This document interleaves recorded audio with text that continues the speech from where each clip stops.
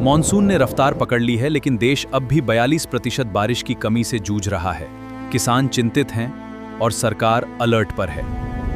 अगले 20 वर्षों में भारत में जो उत्पादकता है खेतों की, जो क्रॉप यील्ड्स है, वो 30% तक कम हो सकती है और आबादी 20% तक बढ़ सकती है। और ये सब जलवायु परिवर्तन से। भाई फसलें एक खास प्रकार का तापमान मांगती हैं। वो जितने भी क्लाइमेट पैटर्न्स थे वो पूरे तरह से बदल रहे हैं। तो पौधे पर आप आज्ञा तो नहीं चला सकते कि गेहूं उग। वो कह रहा है भाई मुझे जैसा तापमान और बारिश चाहिए थी और जैसी मुझे हवाएं चाहिए थी वो नहीं है, तो मैं नहीं उगूंगा।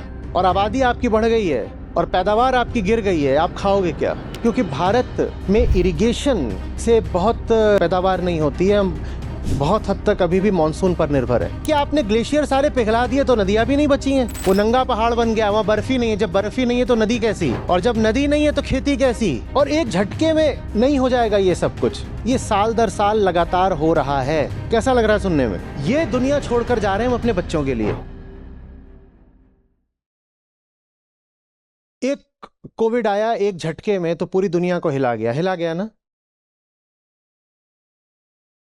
और जिस जलवायु परिवर्तन की आप बात कर रहे थे, कहाँ गए प्रश्नकर्ता? हाँ, जिसकी आप बात कर रहे थे वो न जाने कितने आदिम वायरसेस को रिलीज करने वाला है। 2-3 वजहों से। पहला, ये जो आइस शीट्स हैं इनके नीचे न जाने कितने वायरस लाखों साल से सोए पड़े हैं। वायरस ऐसी चीज होती है जिसको आप लगभग एक केमिकल मान सकते हैं। केमिकल कभी मरता नहीं ना, तो वायरस भी कुछ कुछ केमिकल जैसा होता है। वो बर्फ के नीचे लाखों करोड़ों साल तक डॉर्मेंट पड़ा रहेगा। और जलवायु परिवर्तन से वो बर्फ अब रही है पिघल। वो बर्फ पिघल रही है और जहां बर्फ थी अब वहां पर पड़ेगी सूरज की रोशनी। एक चीज थी जो बर्फ से ढकी हुई थी, बर्फ तो पिघल ही गई और अब सीधे उस पर क्या पड़ रही है? सूरज की रोशनी। ये सब पुराने जो वायरस हैं ये वापस आने वाले हैं। इन्हें कहते हैं जूनोटिक पेंडेमिक्स। और होने वाला है। आप जंगल काट रहे हो, जो जो कोविड का भी जो वायरस था वो जंगल से ही आया था ना। आप जंगल काट रहे हो तो जंगल के बहुत सारे पशु पक्षी जीव जानवर ये सब अब कहाँ जाएंगे? किसके संपर्क में आएंगे? किसके संपर्क में आएंगे? इंसानों के संपर्क में आएंगे, क्योंकि आपने उनका घर तो जला दिया, काट दिया, या आपने काम ऐसे कर दिया कि उनके घरों में आग लग गई, वाइल्ड फायर्स। तो आपके संपर्क में आएंगे और उनके पास ऐसे वायरस हैं जिनसे आप पहले कभी संपर्क में नहीं आए हो। तो आपके पास कोई नेचुरल इम्यूनिटी है नहीं उन वायरस वगैरह के खिलाफ। वायरस भी, बैक्टीरिया भी, आपके पास कोई नेचुरल इम्यूनिटी नहीं है।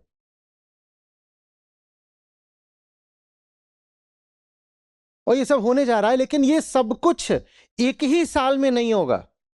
कुछ इस साल होगा, कुछ अगले साल होगा, कुछ उसके अगले साल होगा। मेढक का तापमान धीरे धीरे बढ़ाया जाएगा, धीरे धीरे बढ़ाया जाएगा। आज हीट स्ट्रोक मोहल्ले में उस घर में हुआ है, कल उस घर में हुआ है, परसों उस घर में हुआ है। ऐसा नहीं होगा कि एक दिन एक ही घर के 5 लोगों को एक साथ हीट स्ट्रोक हो गया। ऐसा नहीं होगा।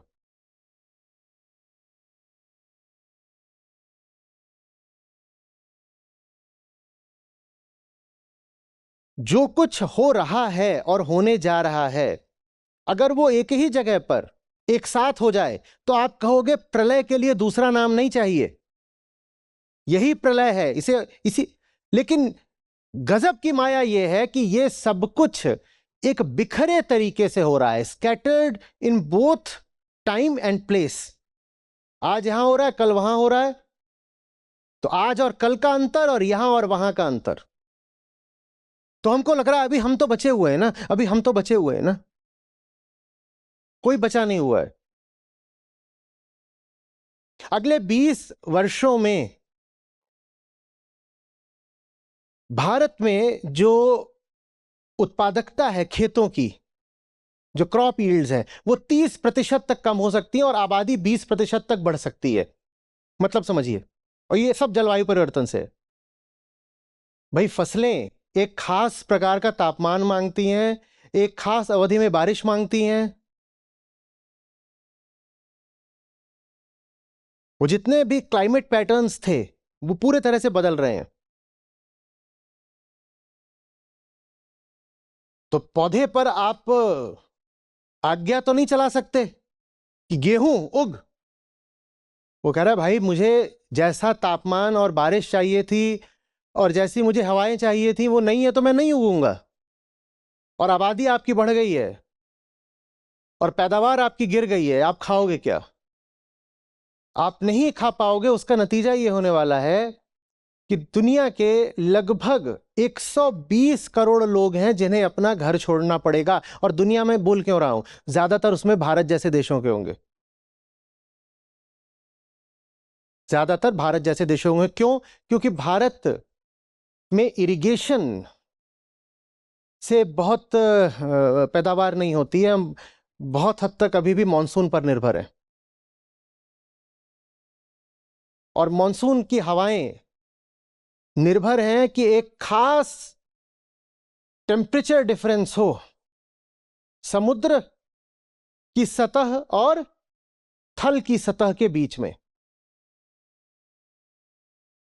जल और थल के बीच में जब तापमान का एक खास अंतर होता है तब मॉनसून की हवाएं उठती हैं और जमीन की तरफ आती हैं, फिर आपके हिमालय से टकराती हैं और बारिश होती है। ये सब होता है।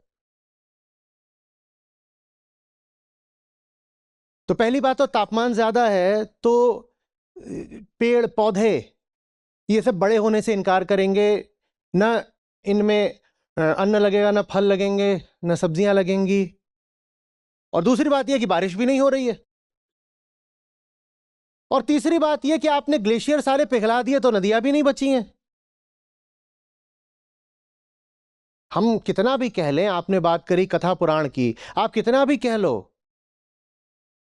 कि गंगा जी किसी दूसरे लोक से उतरी हैं, यह हमारी पौराणिक मान्यता है ना। कैसे हुआ था, फिर राजा भगीरथ और फिर शिव जी की जटाएं, वो ठीक है, वो एक सुंदर कथा है जिसका एक ऊंचा प्रतीकात्मक अर्थ हो सकता है। लेकिन आप जमीनी तल पर देखो तो हमें पता है कि गंगा और यमुना कहां से आती हैं, कहां से आती हैं। हाँ, तो आपने तापमान बढ़ा दिया तो वो ग्लेशियर बचा है क्या?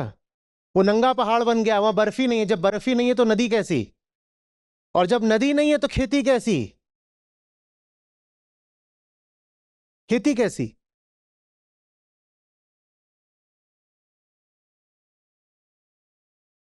और एक झटके में नहीं हो जाएगा ये सब कुछ। ये साल दर साल लगातार हो रहा है। गंगोत्री कितना सिकुड़ चुका है, थोड़ा सा गूगल करिए तो आपको पता चल जाएगा। मैं आपसे यहां पर एक भी बात ऐसे नहीं बोलने जा रहा हूं जो काल्पनिक है। मैं आपसे वही सारी बातें बोल रहा हूं जो यूएन और आईपीसीसी की रिपोर्ट्स में रोज सामने आ रही हैं, बस उन रिपोर्ट्स को हम पढ़ते नहीं हैं। गंगोत्री कितना सिकुड़ चुका है, आप खुद सर्च कर लीजिए। और यहां से जाने के बाद क्या सर्च करेंगे? आप लोग तो मोबाइल लेके बैठे हैं, रिकॉर्डिंग भी कर रहे हैं, यहीं बैठे बैठे कर लीजिए ना।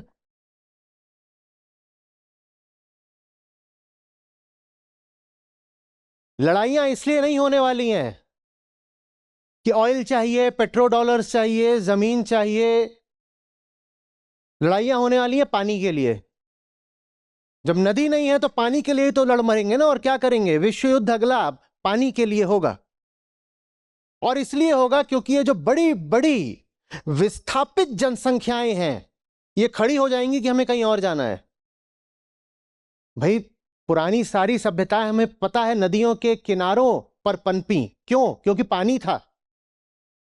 हम कहते ना सिंधु घाटी सभ्यता, क्यों? इजिप्ट में क्यों हुआ? वहां कौन सी नदी थी? फिर इधर गंगा नदी थी। चीन में भी नदी किनारे ही लोग। अब वो नदी नहीं तो लोग वहां से हटेंगे। इंसान को पानी चाहिए। रहमन पानी रखिए, बिन पानी सब सून। और कहां जाएंगे वो? फिर राष्ट्रीय सीमाओं पर रुक नहीं जाएंगे। वो कहेंगे जहां कहीं भी बस जीने को मिल रहा हो हमें जाने दो। ये मानव इतिहास का सबसे बड़ा और सबसे दर्दनाक पलायन विस्थापन होगा। 120 करोड़ लोग अनुमानित हैं कि अपना घर छोड़कर भागने को विवश होंगे। और उनमें से 120 करोड़ अगर हैं तो मान लीजिए कि 80-90 करोड़ तो भारतीय ही हैं।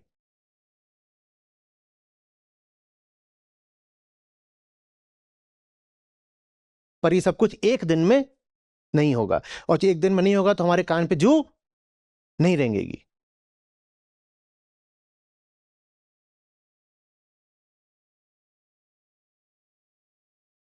जो मिट्टी होती है, किसी भी जगह की मिट्टी करोड़ों सालों से एक प्रकार की ही बारिश पा रही होती है, एक ही प्रकार की। जो कैंसर की प्रेवलेंस है वो 5 से 10 गुना बढ़ने वाली है।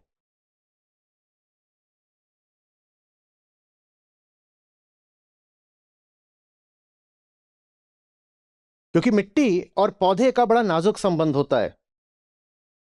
मिट्टी में बहुत प्रकार के तत्व होते हैं, पर अगर सही स्थितियां हैं तो उनमें से जो विषैले तत्व हैं वो पौधे में प्रवेश नहीं करते। कोई तत्व अपने आप में विषैला नहीं होता, विषैला माने हमारे लिए विषैला, जैसे आर्सेनिक, वो अपने आप नहीं। आप सर्च करिएगा arsenic cancer and climate change, आप जो साधारण खाना खा रहे होगे ना वही आपको कैंसर दे रहा होगा। कैंसर के मामले 5 से 10 गुना बढ़ने वाले हैं। और इसकी बात मैं ज्यादा आप लोगों से इसलिए किया करता हूं क्योंकि ये जो महाप्रलय आ चुकी है वो सबसे अधिक हमारे ऊपर ही टूटनी है। हालांकि उसके जो जिम्मेदार लोग हैं वो हम नहीं हैं।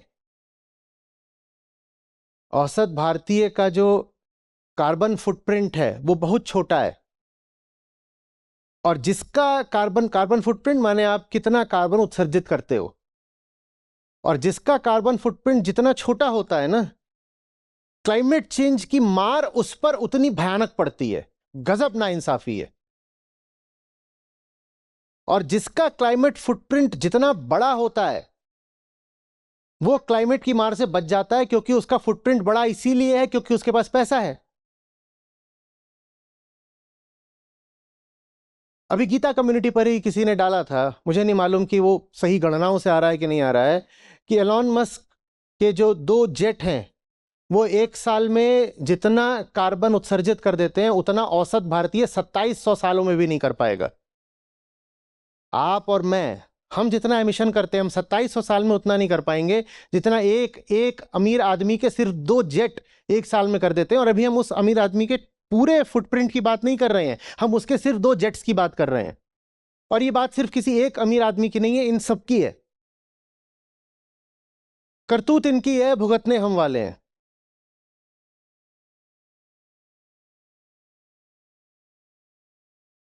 आपको खुशी होगी इस नाते जो हमारी अपनी ऐप है जिसमें हमारे गीता और बाकी सब कार्यक्रम चलते हैं। यहाँ पर बुद्ध हैं, गीता है, उपनिषद हैं, अष्टावक्र हैं। ये मुझे मिले, मेरी ज़िंदगी बदली, ये तुम्हें मिलेंगे तुम्हारी ज़िंदगी भी बदलेगी। सच पूछिए तो मतलब लाखों नहीं तो कम से कम हज़ारों ज़िंदगियाँ तो हैं जो बिल्कुल बदली हैं। 2 लाख से अधिक गीता प्रतिभागियों के साथ जुड़े आचार्य प्रशांत ऐप पर पहला महीना बिल्कुल फ्री गीता मिशन का पूरा एक्सेस। ऐप पर आपको मिलेंगे नियमित लाइव सत्र, हर दिन आचार्य प्रशांत के विशेष संवाद, गीता कम्युनिटी का एक्सेस, गीता परीक्षा, चयनित समाचार, ऑडियो बुक्स, कोट्स और भी बहुत कुछ। गूगल प्ले स्टोर या एप्पल ऐप स्टोर पर आचार्य प्रशांत सर्च करें और अभी डाउनलोड करें।